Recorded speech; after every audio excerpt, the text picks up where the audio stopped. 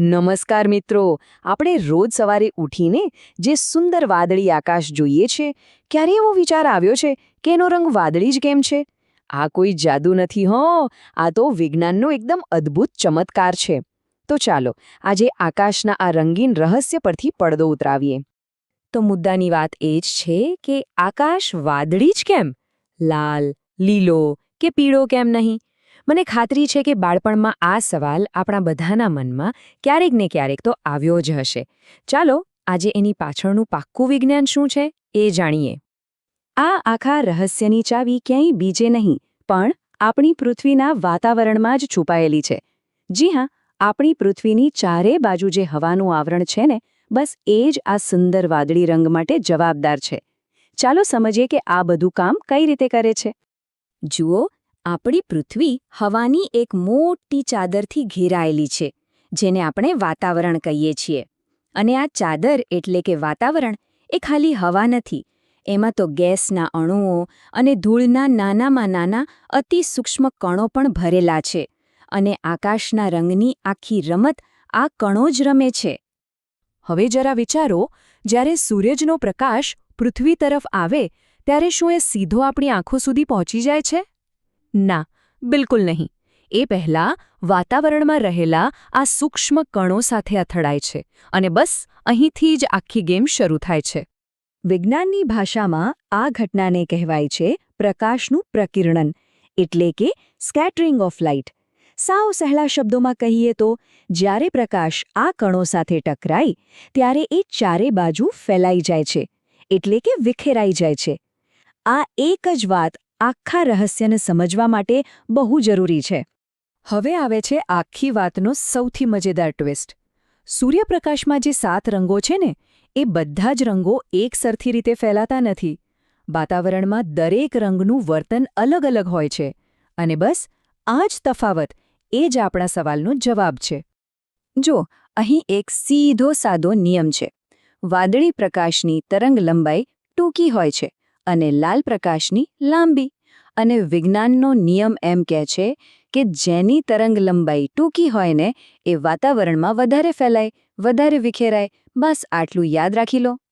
તો ચાલો હવે બધા ટુકડાઓ જોડીએ. આપણે શું જાણ્યું? 1. કે વાતાવરણમાં સૂક્ષ્મ કણો છે.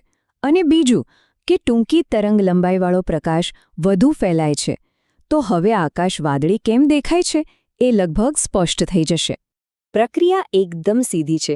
જુઓ, સૂર્યનો સફેદ પ્રકાશ જેવો વાતાવરણમાં પ્રવેશે એટલે હવાના ઝીણા કણો વાદળી રંગને પકડી લે છે. કેમ? કારણ કે એની તરંગ લંબાઈ ટૂંકી છે. અને એટલે એ બીજા રંગો કરતાં અનેક ગણો વધારે આખા આકાશમાં ફેલાઈ જાય છે. આ ચારે કોર ફેલાયેલો વાદળી પ્રકાશ જ્યારે આપણી આંખોમાં પહોંચે ત્યારે આપણને આખું આકાશ વાદળિયું દેખાય છે. જો અને બરાબર વૈજ્ઞાનિક રીતે કહેવું હોય તો આ વાક્ય એકદમ પરફેક્ટ છે. વાતાવરણના કણો લાલ રંગની સરખામણીમાં વાદળી રંગને ખૂબ જ તાકાતથી વિખેરે છે. અને આ જ વિખેરાયેલો વાદળી પ્રકાશ છેવટે આપણી આંખો સુધી પહોંચે છે. પણ આ વિજ્ઞાન ખાલી આકાશ પૂરતું જ સીમિત નથી. આ પ્રકિરણનની ઘટના આપણા રોજના જીવનમાં પણ ઘણી જગ્યાએ જોવા મળે છે અને બહુ રસપ્રદ રીતે કામ કરે છે. ચાલો એના પણ ઉદાહરણ જોઈએ. ચાલો 1 મિનિટ માટે કલ્પના કરીએ. ધારો કે પૃથ્વીની આસપાસ આ હવાનું આવરણ, આ વાતાવરણ જ ના હોત તો શું થાત? આપણને દિવસના સમયે આકાશ કેવું દેખાત? જવાબ જાણીને કદાચ નવાઈ લાગશે, પણ જો વાતાવરણ ન હોત તો આકાશ આપણને દેખાત? એકદમ કાળું. કારણ કે સૂર્યના પ્રકાશને વિખેરવા માટે, એને ફેલાવવા માટે કોઈ કણો જ ન હોત. એટલે જ તો અવકાશયાત્રીઓને સ્પેસમાંથી આકાશ હંમેશા કાળું જ દેખાય છે. આપણે જોયું હશે કે ટ્રાફિક સિગ્નલ કે કોઈ પણ ભય બતાવતી નિશાની મોટાભાગે લાલ રંગની જ હોય છે. કેમ? અરે, એની પાછળ પણ આ જ વિજ્ઞાન છે. લાલ રંગની તરંગ લંબાઈ સૌથી લાંબી છે, એટલે એ સૌથી ઓછો ફેલાય છે. અને એટલે જ એ ધુમ્મસ હોય કે ધુમાડો, એમાં પણ દૂરથી એકદમ સ્પષ્ટ દેખાય છે. તો આખી વાતનો સાર એ છે કે હવાના એ જ નાના નાના કણો વાદળી રંગને આખા આકાશમાં વિખેરી દે છે. અને બસ વિજ્ઞાનના આ જાદુને કારણે આપણને રોજ આટલું સુંદર અને મનમોહક વાદળી આકાશ જોવા મળે છે. તો આશા છે કે હવે આકાશના વાદળી રંગ પાછળનું વિજ્ઞાન બરાબર સમજાઈ ગયો હશે. જો આ વિજ્ઞાનને સમજવાની મજા આવી હોય તો આ માહિતીને લાઇક અને શેર જરૂર કરજો. અને હા, આવા જ બીજા રસપ્રદ વિષયો માટે અમારી ચેનલને સબસ્ક્રાઇબ કરવાનું ના ભૂલતા. ફરી મળીશું એક નવા વિષય સાથે. આભાર.